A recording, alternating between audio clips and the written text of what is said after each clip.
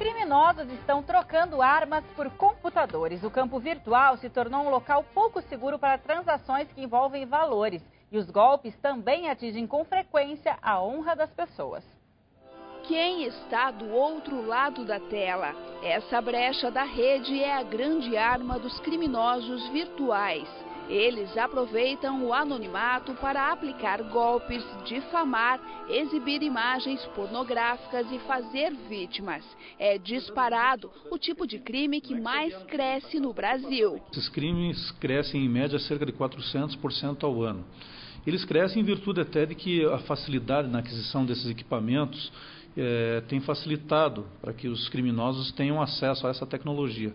A Receita Federal, por exemplo, não envia e nem responde e-mails de contribuintes, muito menos regulariza CPF ou CNPJ via internet. Esse que usa o nome da instituição é falso.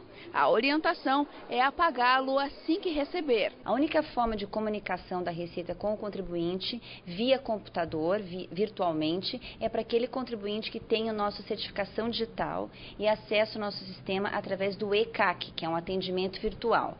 Fora esse meio de comunicação, a Receita Federal só se comunica por carta, através de notificação de lançamento, alguma informação que tenha que mandar para o contribuinte, mas nunca, absolutamente nunca, por e-mail para atualização cadastral. No Paraná, os crimes virtuais mais comuns são o desvio de dinheiro de conta corrente, os golpes nas transações de compra e venda e os crimes contra a honra, ameaça e falsa identidade. Ano passado, esses tipos de crime resultaram na abertura de mais de 1.000 inquéritos. No caso de crimes contra a honra e ameaça, a melhor alternativa é a discrição. Nunca publique detalhes da sua vida nas redes sociais. Informações como o que você tem, onde costuma frequentar e a que horas vai são um prato cheio para criminosos. E se durante uma conversa por mensagem instantânea desconfiar de alguma atitude, ligue para seu amigo e confirme se é ele mesmo que está online. Caso você seja alvo de algum crime pela internet, faça cópia das provas e procure a polícia. Os criminosos hoje eles hospedam informações, alegam determinadas coisas ou incitam determinados crimes durante um período muito curto. Depois eles retiram isso do ar e você não consegue localizar mais. O importante é que pelo menos bata um print screen, capture essa tela, imprima esse material e leve até a autoridade policial mais próxima. Se você tem dúvidas em relação a isso, pode procurar a Delegacia de Cybercrimes, que tem sede aqui em Curitiba. O telefone é o 41 3323 9448, 3323 9448, ou então mande um e-mail. O endereço é cybercrimes@pc.pr.gov.br. Vou repetir, cybercrimes@pc.pr.gov.br. E o uso da internet é realmente uma grande preocupação, principalmente dos pais. Mas, afinal de contas, como realmente controlar o uso da rede em casa, sem parecer piegas ou autoritário demais? Sobre esse assunto, a gente conversa aqui no estúdio com a pedagoga Daniele Lourenço, que é especialista em tecnologia educacional. Boa noite, Daniele. Boa noite, tudo bom? Boa noite. Tudo jóia, obrigado pela presença aqui. Imagina, que Enfim, isso. essa é um grande dilema, acho que, dos pais, né? Desafio. É o desafio controlar, mas ao mesmo tempo não encarar uma briga em casa por causa disso. Tem uma fórmula ou não?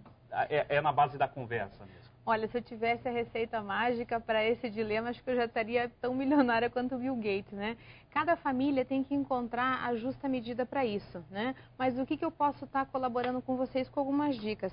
Acho que o melhor caminho realmente é o caminho da orientação, é o caminho da conversa, né? Então, a gente tem que entender que hoje o nosso filho, ele tem uma identidade no mundo real, né? Que é a identidade que nós conhecemos.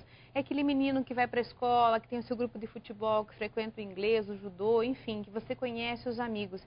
E eles hoje têm uma outra identidade, que é a identidade do mundo virtual, que é aquele personagem, né, muitas vezes semelhante e algumas vezes diferente do da vida real.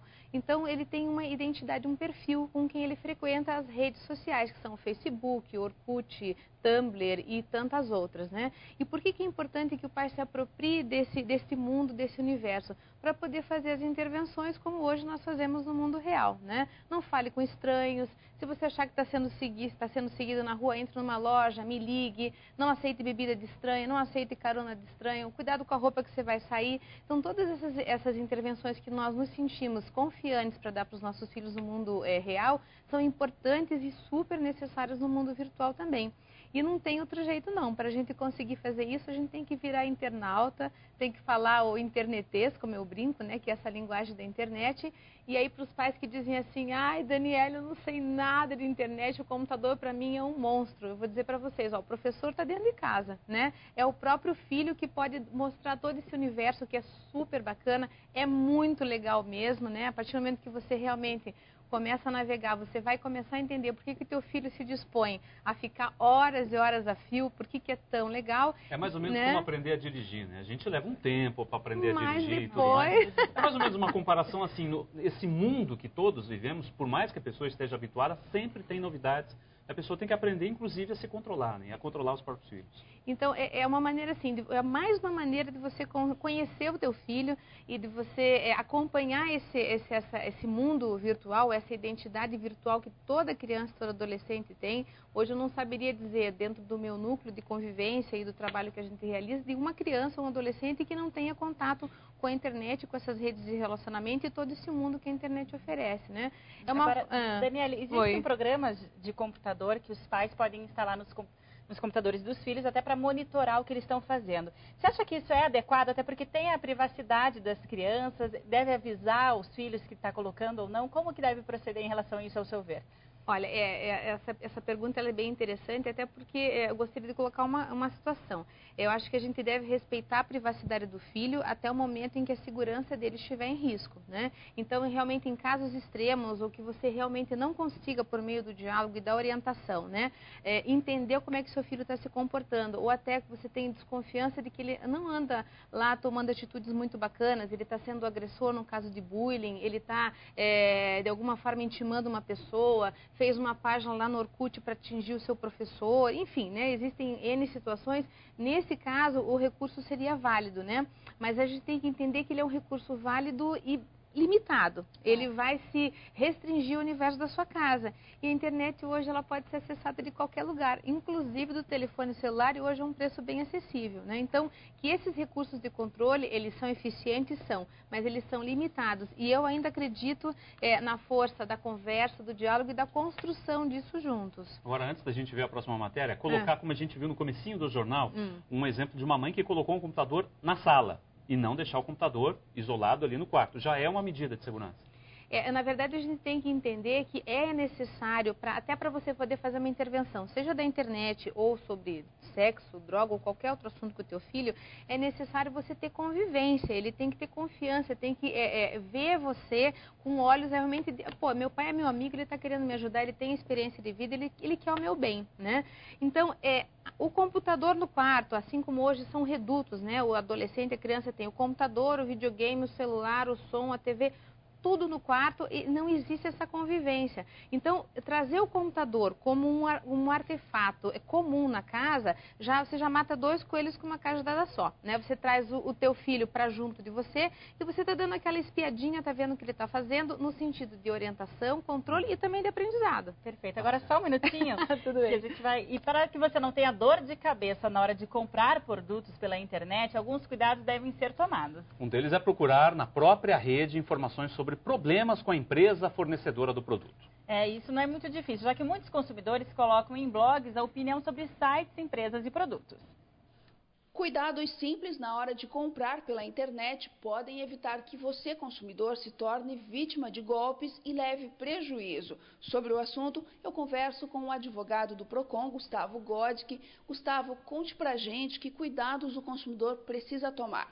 Então, inicialmente, o consumidor deve verificar o quê? Primariamente, a questão do preço, tá? Procurar verificar as condições que são oferecidas pela empresa, tá? Seja de pagamento, o prazo de entrega. Se a empresa tem endereço físico, telefone e CNPJ. Ele pode verificar no site se a empresa eventualmente tem reclamação aqui no Procon e qual a conduta da empresa, se ela resolveu ou não essa reclamação. Para a gente ver que o cuidado não é só para criança e adolescente, é para todos nós também, inclusive sites de compra, e que também é uma novidade esses sites de venda coletiva, enfim, que as pessoas estão se habituando a comprar. E tem que ter o cuidado necessário. A gente acaba começando a conversa falando da criança, do adolescente, até porque é a função realmente do pai estar educando. Mas nós, enquanto adultos, usuários, internautas, também temos que estar nos educando, né? Eu até brinco que todo mundo diz assim, mas o perigo é para a criança. Olha, na internet não existe essa questão aí da faixa etária, né? A gente tem adolescentes aí que são extremamente experientes e que jamais cairiam num conto, né, de um preço super atrativo ou de um site que vende produtos falsos.